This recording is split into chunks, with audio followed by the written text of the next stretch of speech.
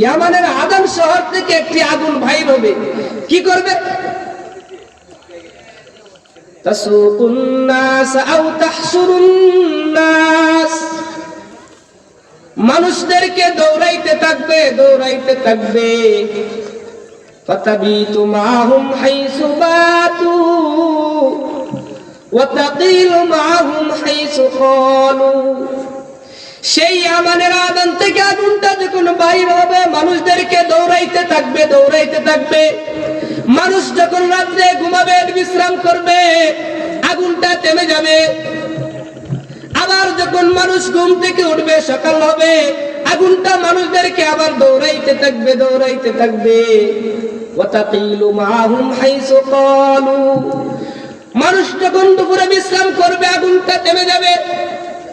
আবার যখন মানুষ চলতে থাকবে, মানুষ চলতে থাকবে, আগুনটা আবার দৌড়াইতে থাকবে, দৌড়াইতে দৌড়াইতে। তাসুকুন নাস আও তাহসুরুন নাস, মানুষদেরকে হাসরের ময়দানে সবাইকে একত্রিত করবে, বাঁচার কোনো উপায় নাই। এগুলো 7 নম্বর। 8 নম্বর আলামত ওয়াদুখান, একটা দোয়া বাইর হবে। পৃথিবীতে একটি দোয়া বাহির হবে। কেমন দোয়া?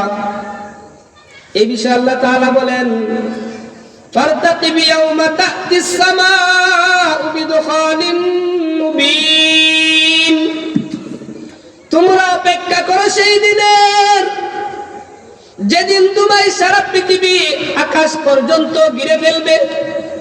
অপেক্ষা করো, আসতেছে সেই দিন। বেটাগিরি অনেক করছো, যখন কিয়ামত আসবে আর বাঁচার দাও নাই। ফারতাকিব ইয়াওমা তা'তিস সামাউ বিদুখানিন মুবিন, অপেক্ষা করো সেই দিনের, যেদিন একটা দোয়া বাহির হবে, আসমান পর্যন্ত সেই দোয়াটা ঘিরে ফেলবে। ইয়াগুশান নাস, সেই দোয়া কি করবে? মানুষদেরকে ঘিরে ফেলবে। হাদা আযাবুন আলীম, সেটা হবে তোমাদের জন্য একটা বড় আযাব, শাস্তি। 40 দিন পর্যন্ত পৃথিবীর জমিনে সেই দোয়া থাকবে। কতদিন? 40 দিন পর্যন্ত।